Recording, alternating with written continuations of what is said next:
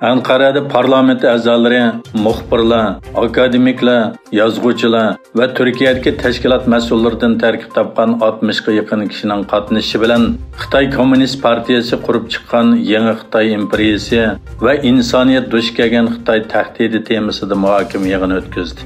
Muhokama yig'ini Uyg'ur akademiyasi vaqfi bilan Sharq Turkiston tadqiqot vaqfining hamkorligida o'rinlashtirilgan bo'lib, Xitoy Kommunist partiyasi bandit beshi Mao Zedongning Sharq Turkiston mustaqilligiga qarshi siyosatlari, yangi Xitoy imperiyasi va insoniyat duch kelgan Xitoy tahdidi va Uyg'ur irqiy qirg'inchiligining oldini olish uchun nimalarni qilish kerak degan temalarda nutq so'zlandi va muhokama olib berildi.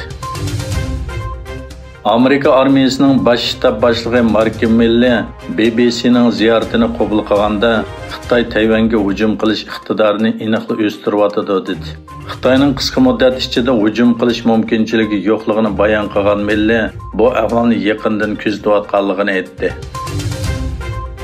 O'zbekistonda hukumatga qarshi namoyish o'tkazilgan Qoraqalpog'iston avtonom rayonida 2 avgustgacha jiddiy holat e'lon qilindi. O'zbekiston prezidenti Shavkat Mirziyoyev necha yuz minglagan kishi qatnashgan namoyishdan keyin davlatning Qoraqalpog'iston o'lkasining avtonomiyasini cheklash planidan voz kechganligini aytdi. Mirziyoyev Nukusda berilayotgan namoyishda namoyishchilarning soqchilarga tosh va miltiq bilan hujum qilganligini aytdi va baxtga qarshi fuqarolar va qonun ijrochilari orasida qazo qilganlar bor dedi. Xitoyga davlat maxfiyatligi bor sonliq ma'lumotlarni ta'minlaganligi sababidan rak kasali bilan davolanayotgan doktorxonada qo'lga ilingan rossiyalik olim Dmitriy Kolker olamdan o'tdi. 54 yoshlik fizika olimi Dmitriy Kolkerning advokati Aleksandr Fedolovmo Kolkerning tutib turish ahvoli to'g'risida qonuniy arz qilganligini aytdi. Shvetsiya bosh ministri Magdalena Anderson o'zining Turkiya bilan tuzilgan kelishim va o'tkazib berish kelishimiga amal qiladiganligini aytdi. Anderson mundaq dedi: Shvetsiya fuqarosi bo'lganlarni davlat va xalqaro qonun bo'yicha o'tkazib berishga bo'lmaydi. Agar siz terrorlik faoliyatlarga qatnashmagan bo'lsangiz, ansirashning hojati yo'q dedi. Daniyaning poytaxti Kopenhagenda bir savdo saroyida qurol hujumi yuz bergan bo'lib, saqchilar bu hujumda nurg'un kishining etib etilganligini e'lon qilgan edi. Hujumdan keyin muxbirlarni kutib olish yig'ini ochgan saqchi boshlig'i Tomassin hujumda nurg'un kishining hayotidan ayrilganligini bayon qildi, lekin aniq son bermadi.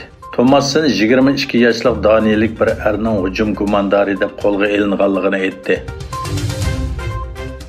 Yaqinqi tarixdagi eng chong qirg'inchilikning biri 2009-yil 7-oyning 5-kuni Sharq Turkistonning poytaxti Urumchida yuz berdi. O'xshamagan manbalarga qaraganda minglagan Uyg'ur Xitoy armiya va soqchilari tomonidan qirg'in qilindi. Oliy maktab o'quvchilarini asos qilgan bir turkum Uyg'urlar Sharq Turkistonning poytaxti Urumchida zulm, assimilyatsiya va majburiy emgakka tinish shaklda e'tiroz bildirdi. Ularning yo'lliq talablariga va oldingi haftasi Guangzhouda Uyg'urlarga qilingan hujumga tushuncha berilmagan Xitoy doiralari qonli qirg'inchilikni epadi. Qo'llarda to'mirning sunuqi bo'lmagan Uyg'urlarni qirg'in qildi. Shuning bilan birga Sharq Turkistonning tashqi dunyo bilan bo'lgan aloqasini uzdi. Gerçi qonli qirg'inchilikqa 13 yil bo'lgan bo'lsa-mu, nurg'un ishlar yanada sho'p etib qoldi. Urumchi qirg'inchiligidan keyin bo'libmi 2016-yil 8-oyda Tibetda turayotgan Jallod Chinchangoning Xi Jinping tarafidan Sharq Turkistonga tayinlanishi bilan zulm texmi kuchaydi.